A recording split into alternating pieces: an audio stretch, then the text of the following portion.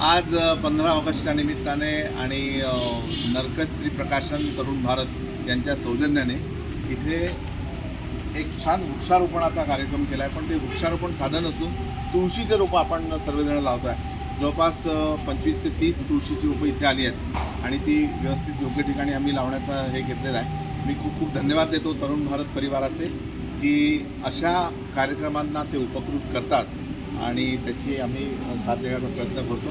पुन्हा भविष्यात असंच काही असेल तर आम्ही त्यांच्यासोबत आहोत.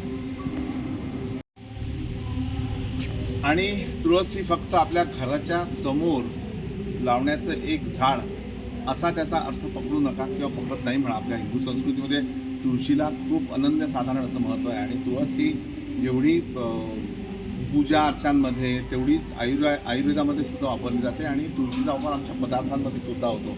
वेगवेगळे काही काही जे असे पदार्थ आहेत त्याच्यामुळे तुळशीच्या जातीची अनेक रोपं आहेत किंवा झाडं आहेत की त्यांचा आम्ही पदार्थांमध्ये वापर करतो.